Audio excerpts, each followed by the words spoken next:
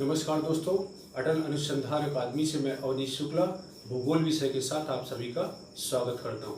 दोस्तों, पिछली क्लास में हमने भारत की भूगोल की शुरुआत की थी, जिसके अंतर्गत हमने भारत के नामकरण के संबंध में एवं भारत की स्थिति एवं विस्तार के बारे में आपसे विस्तृत रूप से चर्चा किया था। दोस्तों, यदि आपने पिछली वीडियो को ना देखा हो तो जरूर देखिएगा। दोस्तों, आज आप कर्क रेखा का भारत के संदर्भ में अध्ययन करेंगे। दोस्तों, संपूर्ण पृथ्वी को एक मॉडल के रूप में दिखाया जाता है, जिसको ग्लोब कहा जाता है। ग्लोब में कुछ पड़ी रेखाएं, अभी आप भारत के सामान्य भूगोल के अंतर्गत इतना ही समझ लीजिए कि ग्लोब में कुछ पड़ी रेखाएं होती हैं, इनको अक्षांश रेखाएं कहा जाता है। अक्षांश रेखाओं की संख्या कितनी होती है? 180 होती है। इसी तरह से ग्लोब में कुछ खड़ी रेखाएं होती हैं और इन खड़ी रेखाओं को देशांतर रेखाएं कहा जाता है। क्या कहा जाता है?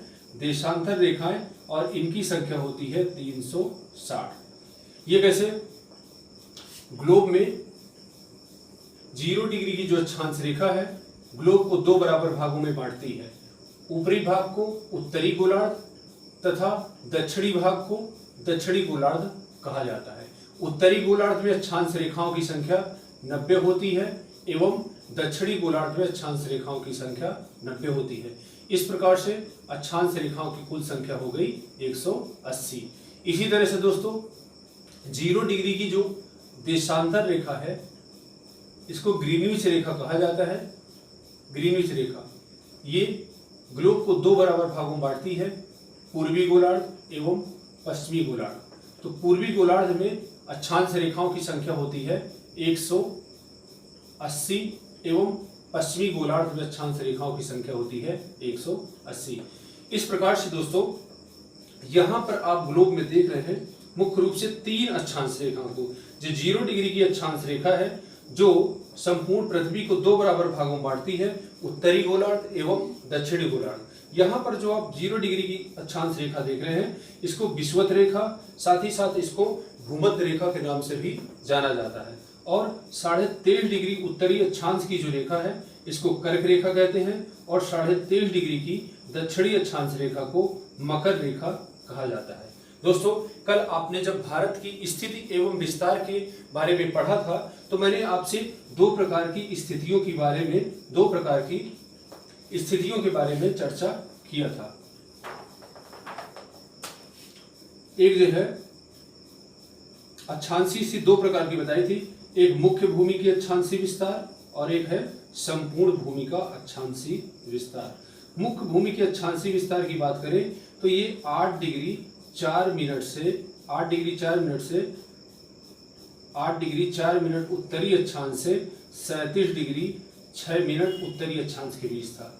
इसी तरह से संपूर्ण भूमि की बात करें तो ये 6 डिग्री 4 मिनट से 37 डिग्री 6 मिनट उत्तरी अक्षांश के बीच में था। यदि भारत की आप बात करें तो यहाँ पर आप देख रहे हैं ग्लोब में कि 0 डिग्री की जो है ये भूमध्य रेखा है, और ये 23.5 डिग्री उत्तरी अक्षांश की कर्क रेखा है, और 23.5 डिग्री दक्षिणी अक्षांश की है ये मकर रेखा। इसको कहते हैं भूमध्य रेखा।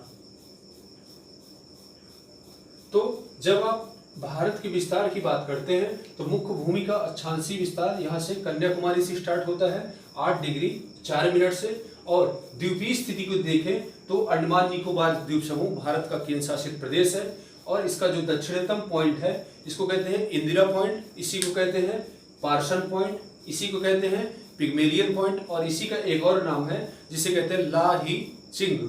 तो ये जो भारत का दक्षिणतम पॉइंट है, ये 6 डिग्री 4 मिनट उत्तरी अक्षांश से स्टार्ट होता है। 6 डिग्री 4 मिनट उत्तरी अक्षांश से स्टार्ट होता है। यहाँ पर आप देख रहे हैं कि 0 डिग्री की भूमध्य रेखा है, तो भारत का जो अक्षांशी विस्तार होगा वो उत्तरी गोलार्ध, इसकी भूमध्य रेखा के ऊपर है, उत्तरी गोलार्ध में।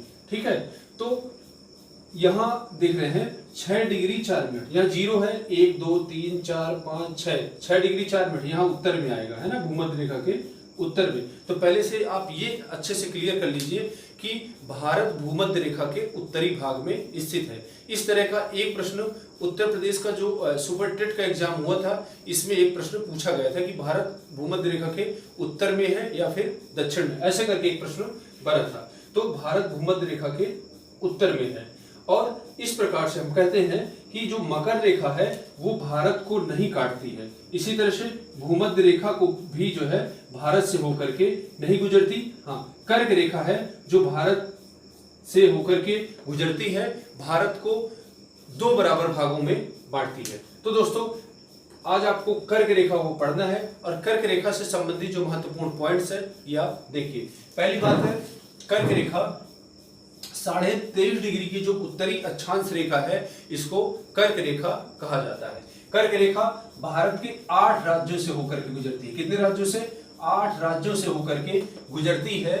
और ये जो प्रश्न है 8 राज्यों से गुजरती है, कम से कम 8 से 10 बार ये प्रश्न पीसीएस में या फिर पीजीटी में, टीजीटी में, यूजीसी, नेट जेआरएफ, इन सभी एग्जाम को मिलाकर के जो भी ज्योग्राफिकल एग्जाम हुए हैं इनमें ये प्रश्न पूछा गया है कई बार। तो भारत के 8 राज्यों से होकर के गुजरती है। वो 8 राज्य कौन कौन से हैं? देखिए, गुजरात, फिर राजस्थान, मध्य प्रदेश, छत्तीसगढ़, झारखंड, पश्चिम बंगाल, त्रिपुरा और फिर मिजोरम। इस प्रकार से दोस्तों यदि आप मानचित्र पर देखें तो यहां पर देखिए, पहला गुजरात, फिर थोड़ा सा राजस्थान आता है, फिर मध्य प्रदेश, फिर छत्तीसगढ़, झारखंड, पश्चिम बंगाल, त्रिपुरा एवं मिजोरम। इस प्रकार से 8 राज्यों का पश्चिम से पूर्व की ओर क्रम आपने देखा और इसी तरह से पूर्व से पश्चिम की ओर भी क्रम आपको याद रखना चाहिए। पहला है मिजोरम, दूसरा त्रिपुरा, फिर पश्चिम बंगाल, झारखंड, छत्तीसगढ़, मध्य प्रदेश, राजस्थान एवं गुजरात। इस तरह से जो कर्क रेखा की लंबाई के अनुसार, कर्क रेखा की लंबाई के अनुसार अब आप इनको आरोही क्रम में देखिए। पहले आपने कर्क रेखा को पश्चिम से पूर्व की ओर क्रम में देखा सभी राज्यों को, और पूर्व से पश्चिम की ओर देखा।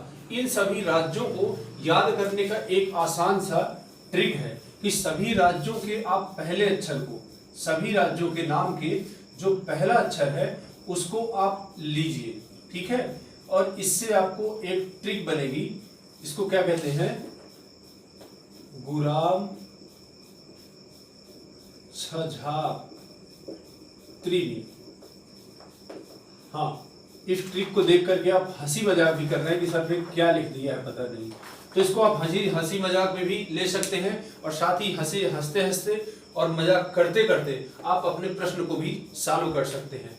ये गु का मतलब है गुजरात, रा का मतलब राजस्थान, मा का मतलब मध्य प्रदेश, छ का मतलब छत्तीसगढ़, झारखंड, पश्चिम बंगाल, त्रिपुरा और मिजोरम। इस ट्रिक को याद करने का सबसे बड़ा फायदा ये है कि सारे राज्य आ गए। एक प्रश्न तो ये हो गया, दूसरा है एक टाइप का प्रश्न ये हो गया, दूसरे टाइप का प्रश्न ये हो गया पश्चिम से पूर्व की ओर राज्यों का क्रम, दूसरा टाइप ये हो गया। तीसरे टाइप का प्रश्न ऐसे बन सकता है पूर्व से पश्चिम की ओर क्रम। तो इस ट्रिक को आप याद कर लेंगे तो सभी राज्यों का क्रम, सारे राज्य भी 8 राज्य आपको रट जाएंगे, साथ ही पश्चिम से ओर क्रम, पश्चिम से पूर्व की ओर क्रम एवं पूर्व से पश्चिम की ओर क्रम आपको याद हो जाएगा आसानी से।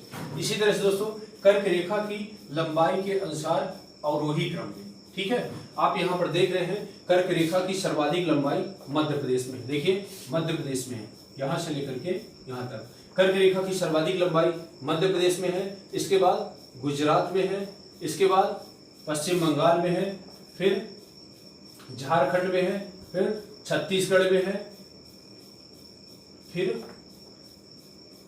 यहां पर है मिजोरम में, और फिर राजस्थान में, और फिर त्रिपुरा में। इस प्रकार से लंबाई के अनुसार मध्य प्रदेश, गुजरात, पश्चिम बंगाल, झारखंड, छत्तीसगढ़, मिजोरम, राजस्थान एवं त्रिपुरा।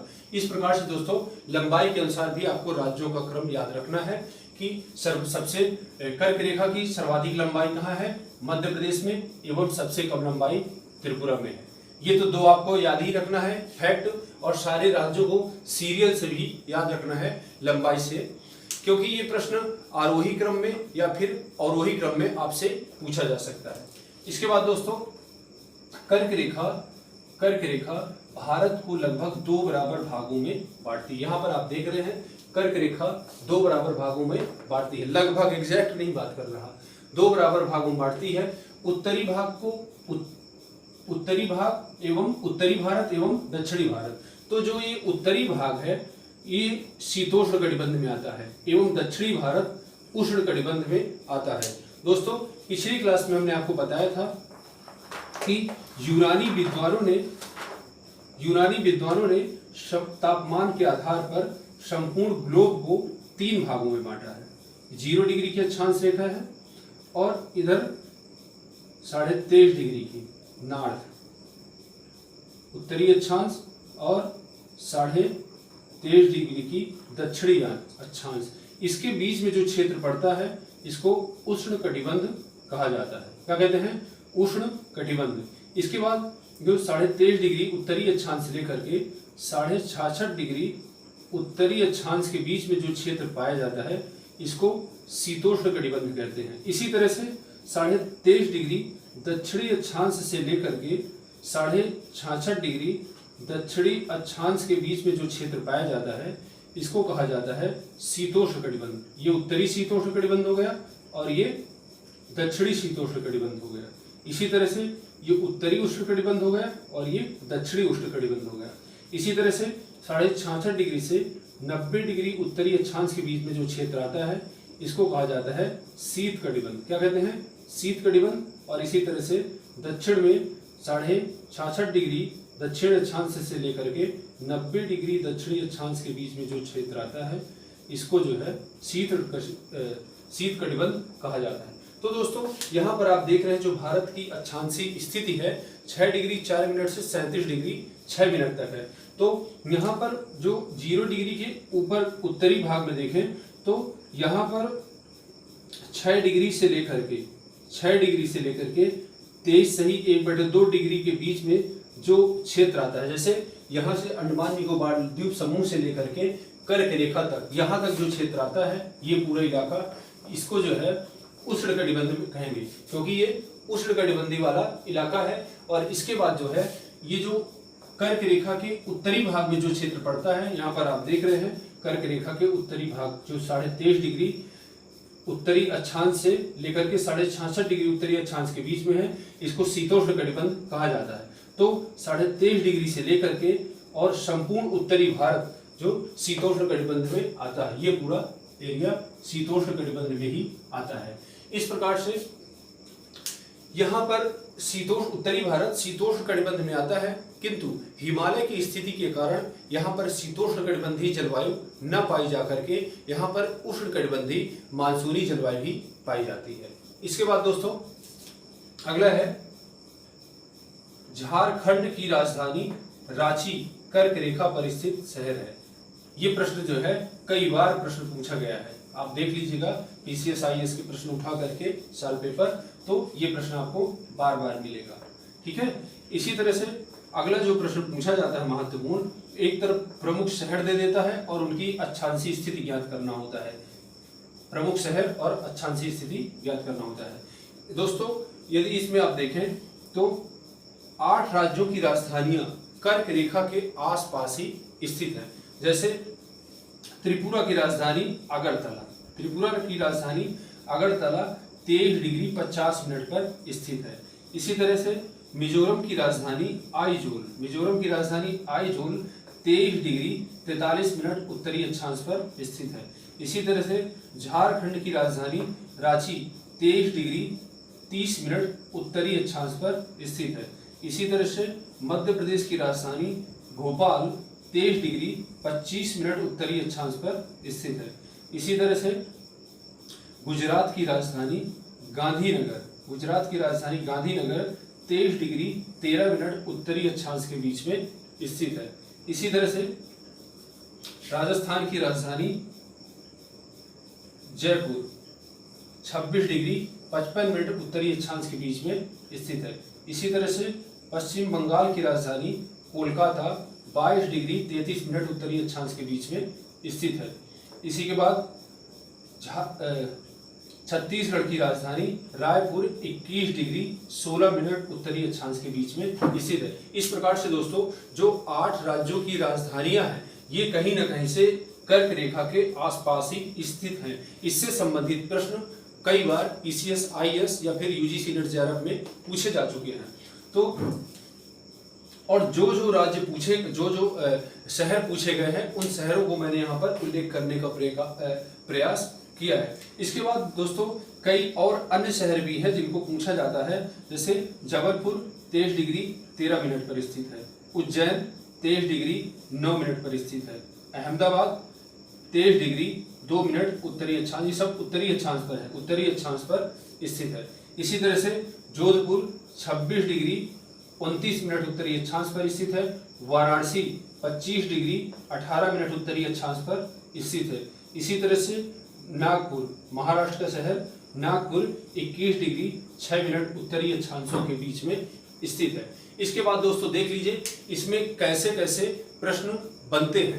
पहला प्रश्न यही है कि कर्क रेखा कितने डिग्री की होती है, तो 23.5 डिग्री की उत्तरी अक्षांश रेखा को कर्क रेखा कहा जाता है। फिर दूसरा प्रश्न, कौन सी ऐसी रेखा है जो भारत को 2 बराबर भागों में बांटती है, कर्क रेखा, ठीक है।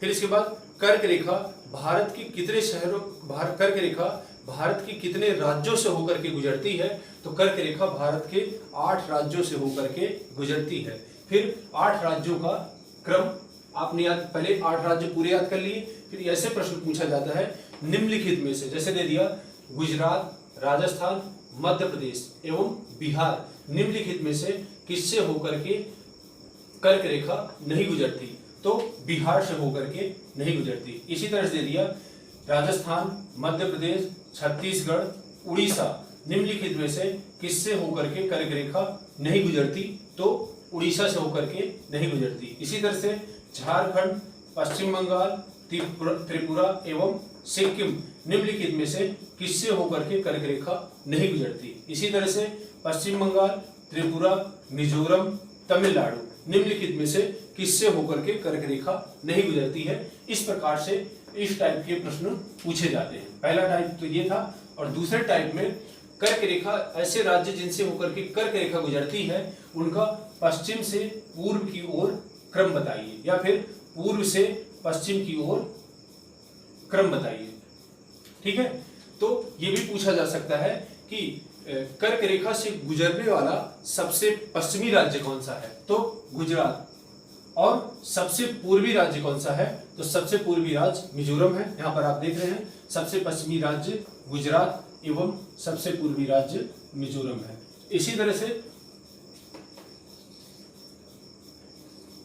कर्क रेखा की लंबाई के अनुसार पूछा जाता है, तो कर्क रेखा की सर्वाधिक लंबाई मध्य प्रदेश में है, सबसे कम लंबाई त्रिपुरा में, ये तो याद ही है। साथ ही साथ इसको क्रम से लगाने के लिए दे देगा कि कर्क रेखा की लंबाई के अनुसार अवरोही क्रम में लगाइए, मध्य प्रदेश, गुजरात, पश्चिम बंगाल एवं झारखंड ए नंबर में दे दिया, और B number, C number, D number में इसी सीक्वेंस को गड़बड़ कर देगा, गलत कर देगा, जिसमें से आपको सही का चयन करना होगा। इसी तरह से पूछा जा सकता है कि झारखंड, छत्तीसगढ़, मिजोरम एवं राजस्थान में लंबाई के अनुसार अवरोही क्रम में लगाइए, तो आपको इसको एक सीरियल दे देगा, झारखंड, छत्तीसगढ़, मिजोरम, पश्चिम बंगाल, और इस सीरियल को जो है, इस सीक्वेंस को गड़बड़ कर देगा, गलत कर देगा, आपको कंफ्यूज करने के लिए, लेकिन उनमें से आपको सही का जो है चुनाव करना होगा। इसी तरह से दोस्तों अगला प्रश्न बनेगा, ये तो आप जानते ही मध्य प्रदेश में सर्वाधिक लंबाई है और त्रिपुरा में सबसे कम है। कौन सी ऐसी रेखा जो भारत को 2 बराबर भागों में बांटती है, ये प्रश्न कई बार पूछा गया है। ये जितने भी नोट पॉइंट लिखे गए हैं, ये प्रश्न कम से कम एक पॉइंट 10 बार पूछा जा चुका है। इसी तरह से कौन से राज्य की राजधानी कर्क रेखा पर, एग्जैक्ट कर्क रेखा पर स्थित है, तो झारखंड की राजधानी कर्क रेखा पर स्थित है। रांची में एक एरिया पड़ता है कांके में जो है कर्क रेखा का जो है बोर्ड लगा हुआ है। इसी तरह से प्रमुख शहर एवं अक्षांशीय स्थिति के अंतर्गत पूछा जा सकता है अगरतला, आइजोल, रांची एवं भोपाल निम्नलिखित में से कौन कर्क रेखा से जो है सर्वाधिक नजदीक है। तो इसमें से रांची कर्क रेखा के सर्वाधिक नजदीक है। इसी तरह से पूछा जा सकता है अगरतला, आइजोल, रांची एवं भोपाल इनमें से कौन कर्क रेखा से सर्वाधिक दूर स्थित है। तो अगरतला कर्क रेखा से सर्वाधिक दूर स्थित है। इसी तरह से जो है कर्क रेखा से दूरी के अनुसार, कर्क रेखा से दूरी के अनुसार राज्यों को क्रम से लगाइए। ए नंबर में दे देगा अगरतला, आइजोल, रांची और भोपाल। ये सीक्वेंस सही है। क्या है? ये सीक्वेंस सही है और इस सीक्वेंस को बार बार जो है गलत कर देगा ताकि आप कंफ्यूज हो जाएं, लेकिन आपको याद रखना होगा अगरतला, आइजोल, रांची और भोपाल यही जो है क्रम है। इसी तरह से दोस्तों पूछा जा सकता है भोपाल, गांधीनगर, जबलपुर एवं उज्जैन निम्नलिखित में से कर्क रेखा से सर्वाधिक नजदीक कौन सा है। तो कर्क रेखा से सर्वाधिक नजदीक जो है भोपाल है, क्योंकि ये 23 डिग्री 25 मिनट उत्तरी अक्षांश पर है और कर्क रेखा 23 डिग्री 30 मिनट उत्तरी अक्षांश की है।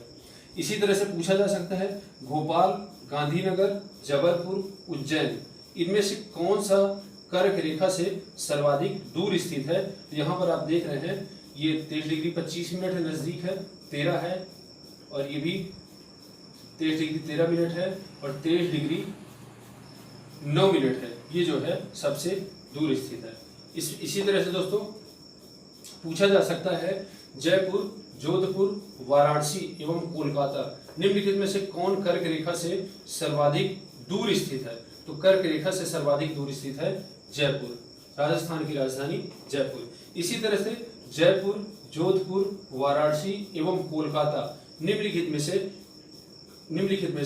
कौन कर्क रेखा से सर्वाधिक नजदीक स्थित है। तो कोलकाता 22 डिग्री 33 मिनट है। इसी तरह से वाराणसी, कोलकाता, रायपुर एवं नागपुर निम्नलिखित में से कौन कर्क रेखा से सर्वाधिक दूर स्थित है। तो ये सब 21 डिग्री 21 और ये 22 पर है। वाराणसी 25 डिग्री 18 मिनट पर है। इस प्रकार से ये कर्क रेखा से सर्वाधिक दूर स्थित है। इस प्रकार से दोस्तों प्रश्न पूछे जाते हैं। इसी तरह से यदि आप मैप पर देखना चाहें तो यहाँ पर आप देख रहे हैं दिल्ली, जयपुर, जोधपुर, दिल्ली, जयपुर, जोधपुर एवं गांधीनगर निम्नलिखित में से कौन कर्क रेखा से सर्वाधिक दूर है। तो यहाँ पर दिल्ली कर्क रेखा से सर्वाधिक दूर स्थित है। दिल्ली लगभग 28 डिग्री उत्तरी अक्षांश के आसपास स्थित है और गांधीनगर आप यहाँ पर देख ही रहे हैं कि गांधीनगर 23 डिग्री 13 मिनट उत्तरी अक्षांश पर स्थित है। तो दिल्ली, जयपुर, जोधपुर एवं गांधीनगर निम्नलिखित में से कौन कर्क रेखा से सर्वाधिक दूर है। दिल्ली। निम्नलिखित में से कौन कर्क रेखा से सर्वाधिक नजदीक है। तो गांधीनगर। इसी तरह से जयपुर, जोधपुर, गांधीनगर एवं अहमदाबाद निम्नलिखित में से कौन कर्क रेखा से सर्वाधिक नजदीक है। तो यहाँ पर गांधीनगर ही कर्क रेखा से सर्वाधिक नजदीक है, क्योंकि अहमदाबाद की स्थिति आप देखेंगे तो अहमदाबाद 23 डिग्री 2 मिनट उत्तरी अक्षांशों के बीच में स्थित है, जबकि गांधीनगर 23 डिग्री 13 मिनट उत्तरी अक्षांशों के बीच में स्थित है। ऐसे ही प्रश्न आपसे पूछा जा सकता है गांधीनगर, अहमदाबाद, इंदौर तथा नागपुर निम्नलिखित में से कौन कर्क रेखा से सर्वाधिक दूरी पर स्थित है। तो यहाँ पर नागपुर कर्क रेखा से सर्वाधिक दूरी पर स्थित है। इसी तरह से आपसे पूछा जा सकता है कि नागपुर, रायपुर, जबलपुर एवं रांची, नागपुर, रायपुर, जबलपुर एवं रांची निम्नलिखित में से कौन कर्क रेखा से सर्वाधिक नजदीक है। तो आप जानते ही हैं कर्क रेखा जो झारखंड की राजधानी रांची है एग्जैक्ट कर्क रेखा पर ही स्थित है। इसी तरह से पूछा जा सकता है नागपुर, रायपुर, कोलकाता, नागपुर, रायपुर, कोलकाता में कौन कर्क रेखा से सर्वाधिक नजदीक स्थित है। तो आप देख रहे हैं नागपुर कर्क रेखा से दूर पड़ रहा है, ये भी दूर पड़ रहा है, लेकिन कोलकाता कर्क रेखा से नजदीक है। तो दोस्तों इस प्रकार से प्रश्न आपसे कर्क रेखा के संबंध में पूछे जाते हैं। हमें उम्मीद है ये वीडियो आपको अच्छे से समझ में आ गया होगा। अगर नहीं समझ में आता तो आप कमेंट करके बताइएगा। इसके बाद दोस्तों, यदि आप मैप देख करके पढ़ेंगे तो आपको टॉपिक याद हो जाएगा। आप चाहें तो इन अक्षांश और देशांतर को रट लें, तो इनको रटने की बिल्कुल जरूरत नहीं है। बस आप मैप देखिए और देखिए कौन कर्क रेखा से कितना दूर स्थित है। इस प्रकार से आप मैप में देखेंगे तो आपको सारी चीजें समझ में आ जाएगी और टॉपिक आपको अच्छी प्रकार से समझ में आएगा। साथ ही साथ आपका जो ज्ञान है वो एकदम से स्थायी हो जाएगा और कभी भी भूलेगा नहीं। धन्यवाद।